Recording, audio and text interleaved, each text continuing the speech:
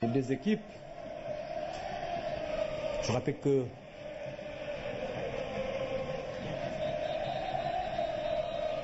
le Rwanda est deuxième dans son groupe, c'est le Ghana qui est en tête avec 10 points. Le Rwanda est deuxième avec 6 points. Vous voyez l'écart, 4 points de différence. Il va falloir qu'il cravache pour le Rwanda. Parce que alors qu'on nous parle un peu de primes, quelques problèmes de primes avec les professionnels qui n'ont pas complètement rejoint parce qu'ils ont des joueurs qui jouent en Belgique et en France. Il y a quelqu'un qui joue à Le Mans, l'autre joue en Belgique à STTV, qui n'ont pas encore rejoué. Il semblerait que lors du match contre l'île de Maurice, remporté d'ailleurs par les guêpes, les primes n'ont pas été encore versées et ça a créé un peu des grincements dans le groupe. En tout cas, c'est pas le moment de se démobiliser. Surtout qu'il va falloir. Le Ghana est en tête avec 4 points. Donc, de différence. Ils sont un peu largués, donc il va falloir qu'ils se remobilisent.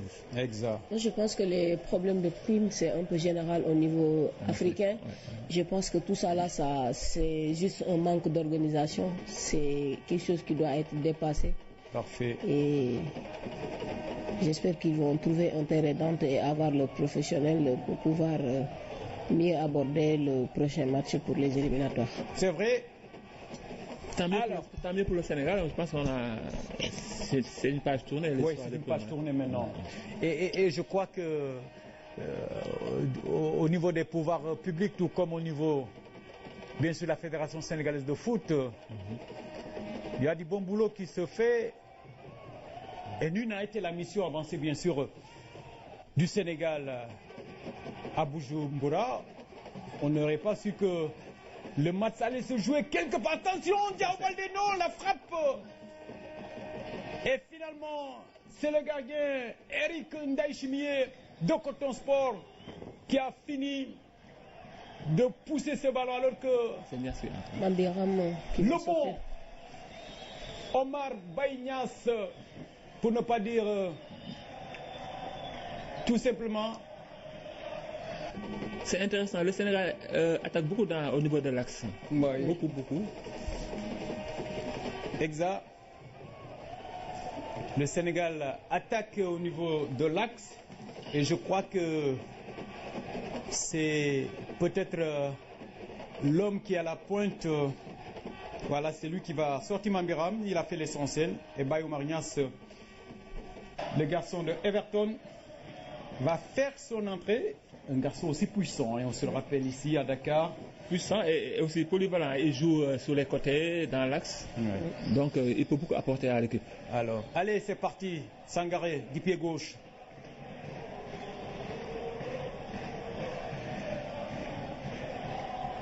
Ah oui, vous voyez la montée de ce garçon. C'était une bonne occasion. Oui. Il ne fait pas dans les détails. Le Mbourois.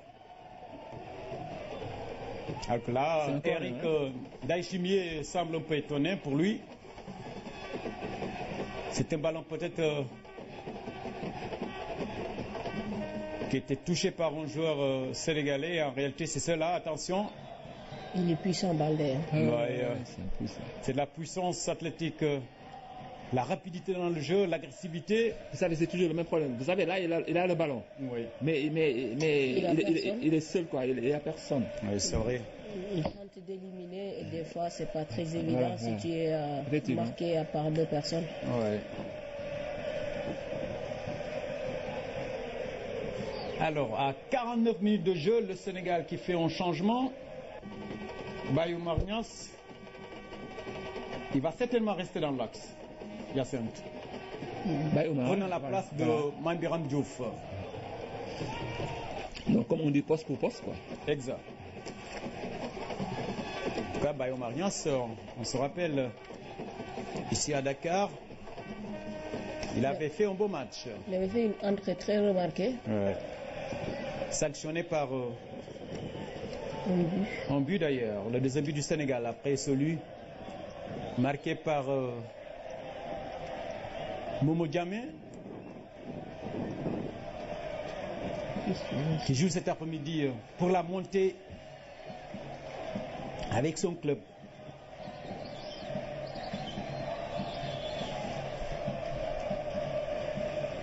Le Sénégal qui joue bien, surveillé par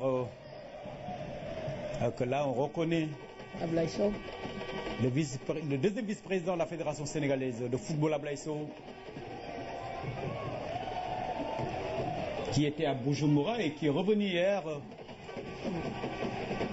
parce que vous savez, Burundi depuis quelque temps veut vraiment se qualifier, et comme le Sénégal est en tête, je crois qu'ils sont en deuxième position, eux aussi ils veulent vraiment aller au Gabon. Comme il reste un point pour le Sénégal, eux ils voudraient vraiment créer la sensation, et l'équipe du Sénégal en est consciente, les fédéraux en sont conscients, les joueurs en sont conscients, et d'après toutes les interviews données par-ci par-là par les joueurs sénégalais, il y a même d'autres qui vont plus loin, nous allons en guerre, entre guillemets. Pour dire tout simplement que le match ne sera pas facile. Ben c'est clair, parce que c'est le Burundi qui a démarré cette hostilité. La bataille psychologique. Psychologique, mais moi je pense qu'il n'y a vraiment pas photo entre le Sénégal et le Burundi, quoi. Quelle que soit la bataille psychologique qu'ils peuvent mener, le Sénégal est un peu au-dessus du Burundi. Maintenant, en principe. Après, ça reste à prouver sur le terrain. Et là, les garçons, ils ont dit qu'ils sont prêts. On leur fait confiance et on aura un bon résultat, j'espère. Inch'Allah, on le souhaite. Alors que là, des visages qui nous sont familiers. On parlait des pouvoirs publics représentés ici par... Directeur de la haute compétition. Voilà. Bundaouda, qui a fait également le déplacement. Et fait partie aussi de cette délégation de la mission avancée. Vous savez, c'est la meilleure manière de gérer les déplacements. Il faut anticiper, il faut vraiment y aller très tôt, voir, et surveiller, contrôler, retourner. Voilà. Surtout ça. Ouais. Alors que là, c'est important. Le match, ça se gagne sur des détails. Et ces détails-là, c'est important de les détecter avant le jour J. Parce que ça ne sert à rien de dépenser autant de millions et puis à la dernière minute, on s'est rendu compte pour un détail près, on a failli. Donc c'est une très bonne initiative de la part de la fédération comme du ministère de partir en amont, tâter un peu le terrain pour mieux préparer l'équipe sénégalaise. C'est vrai, il ne faut pas dormir sur ses lauriers. Un point à chercher, à ne pas négliger. Oui. Quelque part en Europe, vous vous rappelez, c'est une équipe... Voilà, il lui restait un point pour aller en qualification. Je vous laisse donner le nom. Alors, c'est des choses comme ça, des détails. Vous négligez et puis voilà, vous perdez. En tout cas, en France, on ne nous dira pas le contraire. Attention. Oui, c'est vrai que... Je remarque que pour cette seconde partie, les Rwandais, quand même, ils jouent un peu plus haut. Hein? Ils jouent un peu plus haut. Allez, il va partir. Ciao Baldé. Et scellé. Alors que là, finalement, Sangaré du pied gauche. Ouais, il va prendre un petit coup séché. Et voilà, qui va se relever. C'est un solide. En solide. Sangaré. Qui a fini de marquer le deuxième but de cette partie. L'ouverture du score signée Mambiram. Et Sangaré est venu pour marquer le deuxième but. Oui, sa première sélection, Sangaré, c'était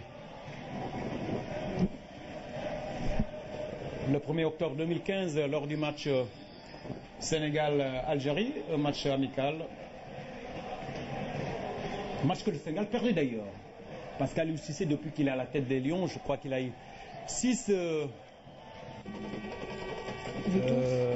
5 victoires, 4 matchs nuls, 3 matchs nuls et 2 défaites. Aujourd'hui, c'est le 11e match de Aliou Cissé. Ça chemine vers une victoire. À la tête de l'équipe nationale du Sénégal. On attend la fin pour faire le compte. On ne sait jamais, les Rwandais peuvent peut-être se réveiller, on ne sait jamais. On ne sait jamais, mais vu la physionomie du match... Ça joue bien. Hein? Ça joue bien. Ouais. Ah, c'était compliqué là. C'était compliqué pour lui. Alors que la défense rwandaise est dans une situation difficile alors qu'on voit tout le banc du Sénégal qui s'échauffe. Aliou Cissé doit certainement... On peut noter aussi que lors de la première mi-temps, Diao Baldé a agi une partie du match sur le flanc gauche. Ouais. Et là, apparemment, il est sur le flanc droit. Parfait. Il a changé avec Sadio Mané. Ouais. Je crois que c'est assez intéressant parce que Diao Baldé, tout comme Sadio Mané, peuvent jouer à gauche, tout comme à droite, et je pense que c'est tout bénéfique pour l'équipe du Sénégal. C'est surtout le discours de Aliou Cissé. Il faut une équipe équilibrée. Équilibrée, et vous savez, la meilleure manière de perturber une défense adverse, c'est de bouger, de permuter. Et quand par exemple vous avez des joueurs qui sont techniquement bons, il faut en profiter, quoi. Il y a Kara qui a pris un carton. Hein? Oui, c'est vrai qu'il a pris un carton. Je pense que le deuxième carton sénégalais, quand même, c'est un match calme. On n'a pas besoin de prendre s'énerver. Oui, un match calme, un match amical. Il doit répondre de son nom. Tout doit se passer dans la plus grande sportivité, alors que Cheikhou Kouyaté, un bon capitaine, est en train de parler à l'arbitre. En principe, tout doit rentrer dans l'ordre. On dirait qu'il a reçu un coup. Oui, c'est vrai, alors que... En gros plan, on va revoir ici l'action. Kara qui saute. Ben, je pense que tout s'est passé dans... Ouais, l'action... Ouais, de manière correcte. Bon, c'est pas fait exprès, on va dire. Ils peuvent bénéficier... C'est surtout du fait qu'ils ne sont pas de même taille. Et le Rwandais a été un peu en retard sur l'action. Il a sauté un peu tardivement. Je pense que c'est le bras de Kara qui est... Parfait. L'arbitre pouvait jouer la carte de l'indulgence, malheureusement, pour Kara. Il a pris le carton, ce n'est pas grave.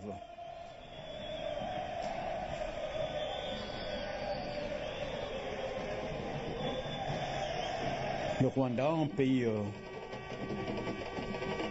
très agréable, fait bon climat, il pleut beaucoup, beaucoup d'eau, mais aussi les collines. Raison pour laquelle d'ailleurs on appelle le Rwanda le pays des 1000 collines. Alors que c'est reparti. Les Rwandais en position droite, attention, le centre peut-être. Non, ça n'arrive pas. Contré.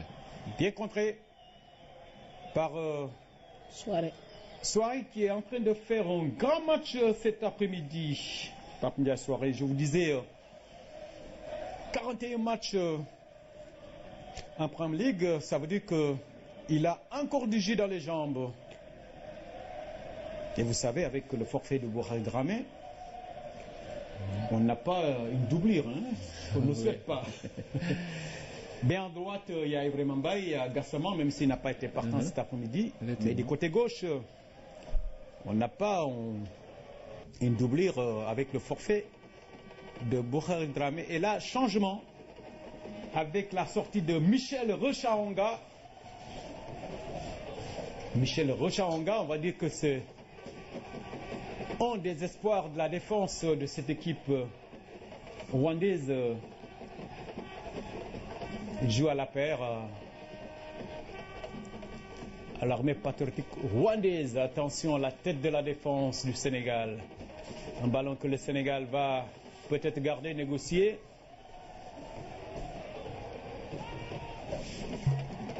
Le pressing. Ouais, le pressing haut. C'est vrai qu'ils ont changé un peu de stratégie. Il y a un repli fait par le coach Johnny. Mais attention. Oui, c'est vrai que...